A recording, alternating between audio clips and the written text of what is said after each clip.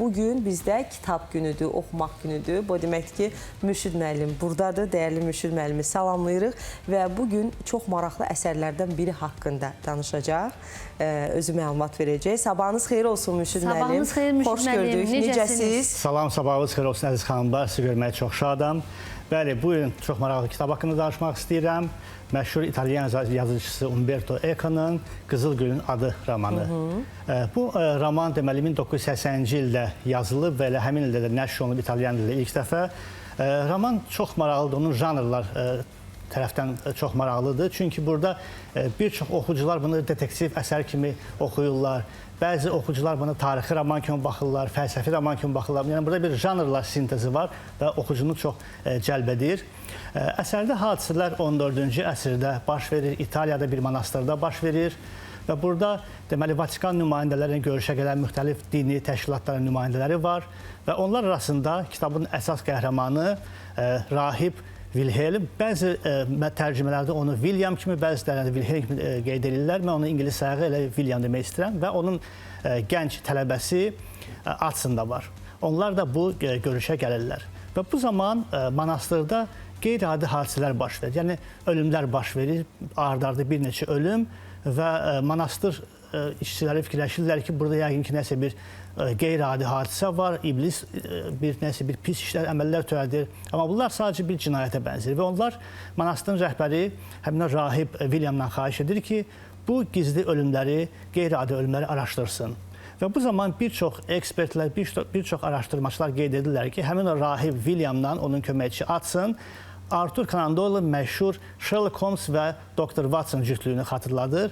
Burada çoxlu bənzətmələr var. Birinci, rahib William özü də deduktiv metodla, məntiqlə araşdıraraq cinayətlərini tapır və hətta xarici görkəmi də təsvir edəndə o da elə Sherlock Holmes'a çox bənzəyir. Onun soyadı da mən deməyəcəm, çünki o bizim tamaşaçılar üçün sual ünvanlamışıq və onun soyadı da Arthur Conan Doyle'ın məşhur bir əsərinin, Sherlock Holmes haqqında məşhur bir əsərinin adına çox bənzəyir. Onun köməkçisi Atson'un da adı Dr. Watson Atson. Gördüyümüz ki, çox yaxındır, həmahəngdir və Atson'da da Dr. Watson kimi deməli, rahib William'ın bütün o fikirlərinə çox təəccüblə yanaşır. Burada bir dənə də bənzətmə var. Deməli, monastırda bir kitabxana var və yaşlı bir kitabxanaçı var, Jorge adında və görmə qabiliyyətini itirib. Onu da bir çox ekspertlər deyirlər ki, Umberto Eco'nu məşhur Argentinalı ədib Jorge Borges'e bənzədib. Çünki Jorge Borges də vaxtilə Argentina Milli Kitabxanasının direktoru olub və artıq yaşlanandan sonra o da görmə qabiliyyətini itirib. Burada kitabxana çox gözəl təsvir olunub, sirli, labirintlər, gizli otaq, sirli kitab və burada da əlavə bir janr ortaya çıxır. Macera janrını sevənlər də bunu maraqla oxuya bilərlər. Kitabın adına gəldikdə Umberto Eco ilk dəfə olaraq bu kitaba abbadlıqda baş verən cinayətlər və yaxud cinayətkar abbadlı adı vermək istəyirdi. Amma sonra düşündü ki, bu çox banaldır, çox sadədir və dedektiv əsərə xatırladır və neytral ad qoydu. Fikirləşdi ki, Qızıl Gül adı. Əslində isə bu məşhur bir latın məsəli var, atalar sözü var və onun mənası o deməkdir ki, vaxt keçəndən sonra Qızıl Gül öz ətrini də itirir, ləkələrini də itirir və yalnız qalan bir adı olur. Və əsərdə deməli Atson, həmin o William'ın köməkçisi bir qıza aşiq olur. Əslində rahiblərə xanımlarla münasibət qadağan olunur, amma o bir gizli də olsa onunla görüşür və o onun həyatının yeganə sevgisinə çevirir. Və çox maraqlı haldır ki, həyatının sonuna qədər Atson onun xatırlayır, amma heç adını da bilmir. Çünki yadından çıxır vaxtında onun adını soruşmağa. Əsərdə təsvirlər çox mühüm yer alır və Umberto Eco onu elə özü izah edir ki, mən istəyirəm ki, oxucu həmin dövrün atmosferini, abu-havasını çox dərindən anlasın, izahləsin. Çünki doğrudan o vaxtlar inkvizisiya vardı, inkvizisiyanın çox qəddar üsulları vardı. Çünki onlar şübhəli şəxsə o qədər işgəncə verirdilər ki, artıq ağrıdan, o əzabdan insan bezirdi və eləmədiyi hətta günahları da boynuna alırdı.